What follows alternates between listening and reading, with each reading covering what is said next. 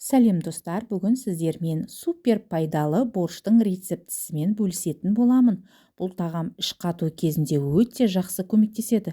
Құрамында қызылша, қырыққабат және сарымсақ ас қорытуды жақсартады және ағзадағы токсиндерді, шлактарды шығаруға көмектеседі. Ал енді осы пайдалы тағамды дайындауды бастайық. Бізге керекті заттар: ет, кішілеу қырыққабаттың жартысы керек болады, 2 картоп, 2 қызылша, 1 сәбіз, 1 пияз, жарты қызанақ, тәтті бұрыштың жартысы, 2 штук сарымсақ және томат керек болады. Дайындап алған қырыққабатымызды ұзын және ұсақ етіп турап дайындап алуымыз керек. Қырыққабатты барынша ұсақ етіп турап тастаймыз. Тураудан алдын қырыққабаттың бірінші қабатын алып тастасаңыздар болады. Сәбіз бен қызылшаны үккіштен өткізіп алуымыз керек болады. Осы чимчи салатын дайындауда қолданатын үккішті пайдалансаңыздар, қызылша мен сәбізіңіз езіліп кетпейтін болады. Міне осылай дайындап аламыз. 2 қызылшаны үккіштен өткіздім, 1 сәбізді өткіздім үккіштен және қырыққабатымды майдалап турап алдым. Ары қарай көкөністерімізді турап аламыз. Картоп пен қызанақты төрт бұрышты етіп турап аламыз. Пияз бен тәтті бұрышты ұсақтап турап алуымыз керек. Сарымсақты үккіштен өткізсеңіздер болады, немесе оны да төрт бұрышты етіп турап алсақ болады. Ары қарай етімізді турап алуымыз керек. Мен осылай төрт бұрышты етіп майдалап турап алдым етімді. Бұл жерде менде жылқының еті. Ары қарай біз жарты кесе сұйық майымызды қазанымызға құйып алып қыздыратын боламыз. Қызып тұрған майға жаймен етті салып қуырамыз. Етті суы шыққанға дейін жақсылап қуырып алуымыз керек. Су тартылған кезде біз пиязды салып, оны да жақсылап қуырып алуымыз керек. Пиязды салғаннан соң артынша сарымсақты да салып, екеуін бірге жақсылап қуыратын боламыз. Одан кейін турап алған көкөністеріміздің бәрін салып, оларды да қуырып бастаймыз. Барлық салып алған заттарымызды жай отта жақсылап қуырамыз.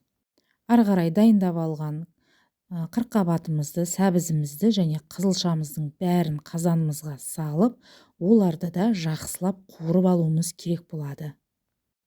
Барлығын толығымен араластырып, қазанда қуырып аламыз. Енді үстінен томатымызды құйып, оны да жақсылап араластыратын боламыз. Томатты салып бәрін қуырып болғаннан кейін біз үстінен дәміне қарай тұз салатын боламыз. Барлық көкөністерімізді, тұзымызды, аджигамызды салып қуырып болғаннан кейін біз қазанымыздың бетін жауып 10 минутқа жай отқа қойып қоямыз. 10 минуттан кейін қазанымызды ашып, енді 2 литр су құятын боламыз. Суын өз қалауларыңыз бойынша көбейтіп немесе азайтып қойсаңыздар болады. Мен бұл жерде 2 литр суық суды қолдандым. Суымызды құйып болғаннан кейін біз бұл борщымызды қайнататын боламыз. Басында борщтың түсі осындай қызыл болып тұрады, бірақ қайнағаннан кейін уже сарғая бастайды. Борщымыз қайнағаннан кейін тағы 15-20 минут қайнатуымыз керек болады. Міне осылай қайнап шыққаннан кейін түсі сарғыш болып өзгеретін болады. Қайнап жатқан кезде тұзын бір көріп жіберіп, егер тұзы аз болатын болса, ол кезде тұз салып жіберсеңіздер болады. Қосымша бұл борщқа лавр жапырағын салып жіберсеңіздер, тағы да дәмі одан да әдемі болып шығады. 15-20 минут қайнағаннан кейін біз борщымызды өшіріп, қазанымызды жауып, тағы 10 минутқа қойып қоямыз. Ал міне біздің борщымыз дайын болды. Түсін қараңыздар, қандай сап-сары әдемі болып шықты. Борщты ұсынудан алдын оған 1 қасық сметана немесе айран қосып жіберсеңіздер, дәмі одан да әдемі болып шығады. Ал достар, сізді іш қату мазалап жүрген болса, осы борщты көрсетілген рецептімен жасап, бір күн бойы ішіп көріңіздер. Нәтижесімен осы видеоның комментарий бөлімінде бөлісіп кетіңіздер, сіздерге көмектесті ма, көмектескен жоқ па. Бұл борщ тек қана ішқатуық кезінде емес, егер тұмауратып жүрген болсаңыздар да, тұмау кезінде ішсеңіздер өте жақсы көмектеседі. Тұмауыңыз енді басталып келе жатқан кезде осы борщты дайындап ішіп алыңыздар, сіздерге міндетті түрде көмектеседі.